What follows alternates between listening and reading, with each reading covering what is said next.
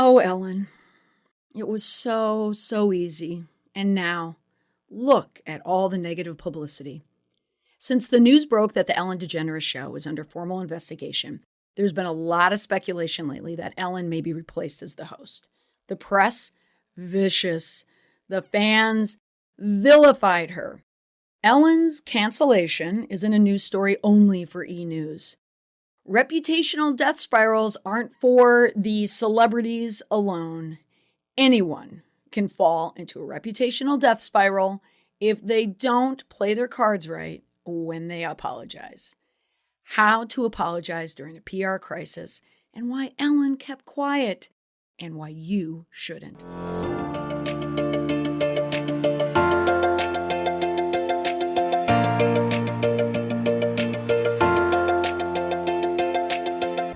If a Las Vegas casino ever created a sports book for the reputations of people, it's like a room filled with TV screens and news stories moving across the screens for me to wager on reputational downfalls, I would break the casino.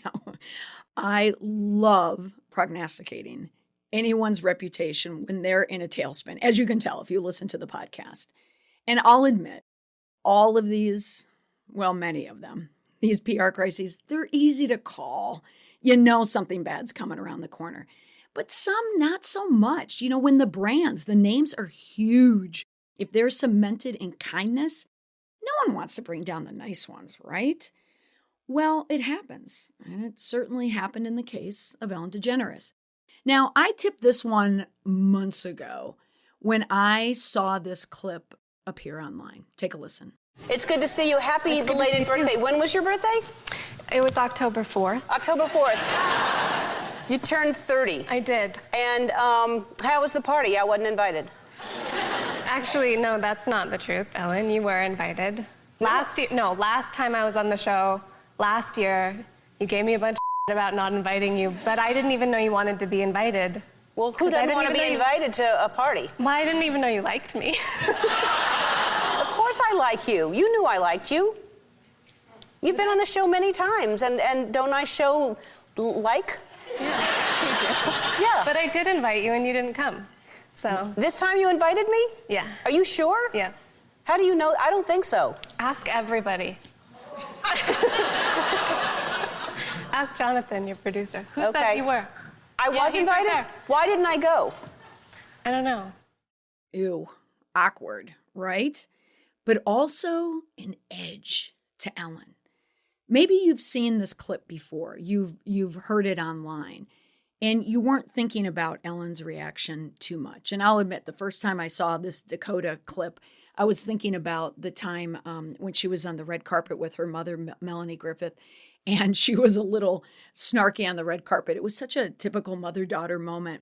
But Dakota brought something, a genuineness to her curiosity about why Ellen didn't go. And it exposed a real problem, a gap in Ellen's nice reputation. Now, there was always a murmur of the real Ellen, a meanness to her in private, and even on her program. Ellen had a lot of powerful friends and made a lot of money for NBC Universal. And in a time before viral social media, money talked. If you had a program on the air that brought in a lot of advertising dollars, no matter what your behavior was off camera, like a Johnny Carson, for instance, the ratings had more sway than the public's perception of you. Because back then, the public didn't have a means other than word of mouth to spread their opinions about someone. It was just over coffee. But nowadays, when a medium is literally in the hands of the public, in their cell phones, in their mobile phones or smartphones or on their laptops, the hoi polloi, if you will, when they talk, and when a lot of people talk online, the press eventually picks it up. In March of 2020, comedian Kevin T. Porter tweeted a tweet that really started the avalanche for Ellen's PR downfall. His tweet read, "Right now, we all need a little kindness, like Ellen DeGeneres always talks about, snark, snark. She's also notoriously one of the meanest people alive. Respond to this with the most insane stories you've heard about Ellen being mean, and I'll match every one with $2 to the LA Food Bank." Now, that was super smart that he did it because he didn't look like a snarky comedian that most people weren't familiar with, that just wanted to bring down or cancel a big name. He was somewhat benevolent in it by offering to pay $2, donate to the LA Food Bank. Since the time of this recording, over 72,000 likes and over 18,000 retweets, the story broke through. It grabbed hold tight and it would not let go of Ellen's reputation. So Ellen had her crisis on her hands. So there are 3 issues at play here. 1, Ellen's behavior. 2, the actual climate and culture of the Ellen Degeneres Show compared to what had been projected to the public. And 3, Ellen's response to the above, 1 and 2. On the podcast, I'm going to focus on the 3rd issue, Ellen's response to the 1st and 2nd issues. The star of this episode is not Ellen. She arrives only as a guest. This episode is about the apology. I'm sharing how to apologize during a PR crisis so you don't botch it like Ellen. It doesn't matter if you're a global celebrity or a known in your industry or town. Anyone can find themselves in a public peck of trouble that spills out online, causing reputational harm. So today, let's talk about why you need to apologize, the timing of the apology, and what you should not do when making a public apology statement. It's been months now, and the Ellen Degeneres Show has fallen under heavy scrutiny for how it's treated employees in the past. So all these reports came flying in about the working conditions that many employees had been experiencing while filming the program, many of which included racism and intimidation. Now, BuzzFeed reported on the Ellen Degeneres Show in July, and it is in July that it is the first time the public heard any type of statement from the Ellen Degeneres camp. So in a joint statement from the executive producers of the program to BuzzFeed News, they said that they took the stories of the employees very seriously. Those are in quotes. I'm going to read one section of the statement. Over the course of nearly 2 decades, 3,000 episodes, and employing over 1,000 staff members, we have strived to create an open, safe, and inclusive work environment. We are truly heartbroken and sorry to learn that even one person in our production family has had a negative experience. It's not who we are and not who we strive to be, and not the mission Ellen has set for us. All right, that is the official statement. Did you hear the subtext? We have produced and taped so many shows, 3,000, with 1,000 staff members. They want you to know that they have so many programs that this is how it got by them. And they have so many employees that something's going to happen with the sheer number of work and the sheer number of employees. We have strived, but fell short. And then they mention that even one person, note that, they said even one person. So what they're trying to do is diminish the complaints because the sheer number, the quantity of employees and programs is so immense. We only want you to focus on the sum, not the one part. And then they said, Ellen has set this for us, which means, hey, this isn't about Ellen. This is a statement from us, the executive producers. But the subtext, Ellen is the one who told them they had to do it. Do you see the problem there? But by the time this statement came out in July, the problem had started in March. The damage was already done. The train had left the station long ago. The reports got worse, and Ellen finally chimed in, and her statement came out on 30 July. Now, I'm only going to read the first paragraph. You can Google it. I have a link to her statement in the show notes. But let's play the game of interpret the subtext. All right? We'll play along in real time. It starts, hey, everybody, it's Ellen. Subtext, your friendly host, remember me, how fun and friendly I am? Next, on day 1 of our show, remember, 3,000 of them, I told everyone in our first meeting, I did my job. It's someone else's problem that they didn't listen. That the Ellen Degeneres Show would be a place of happiness. No one would ever raise their voice. No one has accused her of yelling. They accused you, Ellen, of being mean. You can be mean, very mean, without yelling. Ellen goes on, that everyone would be treated with respect. Obviously, something changed. Well, Ellen, obviously something did change. And I am disappointed to learn. What? Ellen just learned this? There are problems? Oh my goodness, why didn't anyone tell Ellen? That this has not been the case. And for that, I am sorry. Anyone who knows me knows it's the opposite of what I believe and what I hope for in our show. All right, Ellen, perhaps it's what you believed and what you hoped for in your show, but your behavior, Ellen, has been called into question, which is what started the inquiry into the show in the first place. So many people out there condemn the cancel culture. Why do people want to bring people down? Everyone is so mean. There's one thing you need to learn about the cancel culture. It's this. The cancel culture. Who survives? Who dies? It's not chosen willy-nilly. A bunch of random people don't just pick someone and decide, I'm going to hate you. That's what Ellen Degeneres was accused of doing in our program to her employees. When people feel wronged, when fans feel misled, they want to let other people know. They want to let their people know, hey, something smells here and we want to do something about it. When the target of the cancel acts with hubris and ego instead of acknowledging their role or accepting the blame, the result is the cancellation. People aren't canceled because of what they've done. They are canceled to the response to what they have done. Ellen's response wasn't quick enough, and the show is still under heavy fire up until I'm recording this. Not only for the reports of their porous and late apology, but because no one believed it. So don't let your company undergo a similar PR crisis. So, why are apologies so critical, and what mistakes you should avoid when you have to release one?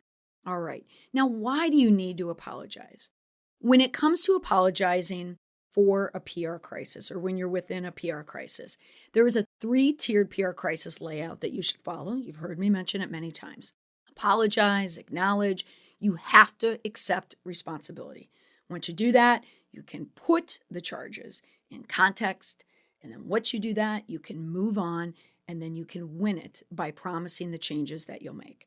These 3 steps to this formula is crucial in creating that heartfelt apology that resonates with your clients and workers and those you've wronged. But why is a public apology so important?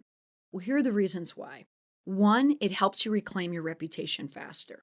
Public apologies from a company or a brand are no different than when a human apologizes to another in day-to-day life.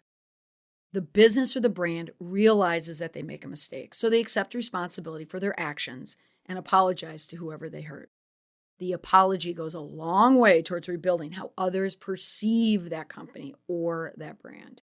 So if your brand is typically personable and friendly, like Ellen Degeneres, then you have more to lose in a PR crisis. Apologizing can help you start to rebuild the rep that you work so hard to create. 2, it rebuilds dignity for those you've hurt. So contrary to popular belief, when a company has a PR crisis on their hands, the company's brand isn't the main concern. Everyone's eyes, including yours, turns towards the people affected by the company's mistake. So no matter what the situation is, those people are the ones who have had their dignity taken away from them in the process. They've become vulnerable to public opinion, which is something they didn't sign up for. So your apology and acknowledgement of the mistake can help them get their dignity back. So whether it's a client, an employee, or a third party, you want to ensure that they feel as little effect from this PR crisis as possible. Remember your internal stakeholders. They are going through a PR crisis right along with you. So you want to make sure that you apologize to them because they're impacted as well. And dignity, when people lose it, that's when they rise up. Or when people sense that other people have lost their dignity, well, they get mad on behalf of those people. 3, it starts to rebuild trust. When you apologize, or the lack of it, the biggest loss from a PR crisis is the trust that you've lost with your followers, your fans, your customers, your members. Some of them will hold a grudge and never ever forgive you. Others will forgive you as long as you take the proper steps to right your wrong. It's the latter that you need to focus on. Again, it's not the act. The act is bad, but remember, everyone makes mistakes. Everyone is navigating this new climate in this new culture. It's how you respond to it. The path to rebuilding trust with your employees and your clients starts by issuing that meaningful public apology. So make no mistake, it will take a while to win them back. It does. However, the sooner you apologize, the sooner the process of regaining their trust can begin. Some people, many people, will never watch the Ellen Degeneres Show again. And if they do, they're going to watch it now through a lens. And it's not going to be a rose-colored lens at all. They'll always have that skeleton in their closet. People will never be able to unsee the bad Ellen DeGeneres. If Ellen DeGeneres comes on the air again, and honestly, I don't think she will. I'm going to prognosticate right here. I think she's done. Every single time she goes on the air, every interview that she does, everyone is going to be looking for the cracks in the persona because they know at the heart of it, she's not a nice person and everyone's going to be looking for it. And as soon as it happens, it's going to go viral. People are going to comment. People are going to make a meme. She cannot continue because it will be too difficult. The majority of her supporters would have shown more support had the producers and Ellen issued an apology much sooner. All right, next, the timing of the apology. Now, this one is easy. If you or a company you run or communicate for, or if you're running for office or you're in office or a town official, if you're anyone with a name or you're working for someone with a name, no one wants to be dragged through the social mud if they've been involved in something, if they've said something or did something that someone can comment on or share publicly on Facebook. All right, if you know that you've done something, you should already start crafting your response and your apology because before you know it, you're going to be online. Now, when do you post? Now, of course, it depends. You want to manage the issue by preempting the public. So you do want to release your statement, your acknowledgement or your apology, whatever it is. You have to rip off that Band-Aid. It may raise questions when you just throw it out there like, what? What are they talking about? But the statement is already healing your reputation by being out there, by being out in the air. It's like open air to breathe and to heal. Or you could wait until a comment or two comes in to get a sense of the public's take on what you need to do and comment or respond accordingly, truthfully and quickly. So the response needs to be immediate in real time, and it needs to be injected into the initial conversation. Without it, the problem will fester and the foundation is set for your cancellation. All right, next 3. What you should not do when making a public apology statement. Okay, so now that you've heard the importance of making the meaningful public apology and the timing of it, it's time to view specifics on what not to do in creating it. Here are the things you'll want to avoid at all costs when you are creating your public apology acknowledgement for your followers, your stakeholders, your employees, your clients, whoever they are. Okay, 1, it's not using all of your outlets. One of the most important aspects of issuing a public apology is ensuring that as many people see it as possible. I talk about creating the right response on the right channel at the right time. Well, this is what I mean, your channel. You can do it through a press conference. You can do it, most now have to be online. You can do it through social media. You can do it through news articles on your website. You could put out a press release. You could put out a media statement. You could create a video. You could do a YouTube video. You could do it on Facebook. If you only issue a public apology via 1 or 2 of these methods, then a majority of your followers won't ever come across your apology. So if you have a video and you post it on YouTube, what that means is you don't just post it on YouTube and leave it. You post it on YouTube and then you share it on Twitter and then you share it on Facebook. You want to get it out universally. Do not bury it on your website. And then when someone starts asking, well, hey, just go to our website. No, because that will annoy people even more. It will seem like you're hiding. 2, do not pass the blame. Even though the producers of the Ellen Degeneres Show are mostly to blame for the PR crisis, that's in quotations because Ellen DeGeneres, and everybody knows Ellen DeGeneres is behind all of this. So it all goes back to Ellen. Now, a few weeks back when Ellen released, her statement apologizing to her workers who were affected, what she did was pass the blame to the producers on the show. It was the opposite effect that she was hoping for. Followers of your brand, your customers, are aware of who's actually to blame for your PR crisis. You do not need to connect the dots for people. Simply apologize for the mistakes. In other words, own it. Acknowledge that your entire company is to blame and state how you'll avoid doing so in the future. But you, remember, are the head of that company, or you are the person who is responsible for what happened. You can include the whole process.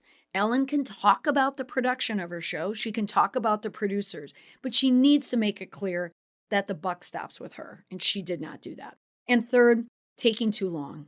Too many businesses make the mistake of waiting for the dust to settle before issuing that public apology. So the reality is the dust won't settle until you clear the air by admitting that a mistake was made. You have to own it. So when it comes to public apologies, you want to push them out as quickly and efficiently as possible. The longer you wait, the more people will resent you for it. Look no further than Ellen DeGeneres or the long line of reputations that are in the trash bin right now because people waited or used silence. Think of it this way. Your apology needs to address 3 A's. Apologize, acknowledge, accept blame. All 3 of those A's mean you own it. They don't spell it, unfortunately, which would be nice, but it means you're taking ownership. And when you own it, it's the first step to likely a long road of recovery, but it's still you're on the right road. The takeaway. The only way to recover from a PR crisis is to respond to the PR crisis. You need to apologize in real time. Yes, there was a time when silence was an option in your crisis communications plan. That time was before Facebook, Twitter, and smartphones. Next, you can set your watch to the downfall of a reputation if the timer starts and there's no apology, just crickets. Crickets equals crisis. That's such a good line. I'm going to tweet that. I'm going to start saying that again. Crickets equals crisis. Next, when you do speak up, say it in the right place. Use the right channel.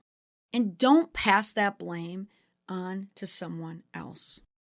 Now that you've heard why it's so important to apologize for a PR crisis and what mistakes to avoid in the process, it's time for you to find the right help. If you're a company or an organization or represents one that wants to learn more about the right response at the right time and on the right channel, I have 2 new offerings. I have a keynote and a workshop, both virtual, but also booking 2021 in person, about how to interact with your customers, your members, your fans, your followers in a cancellation climate.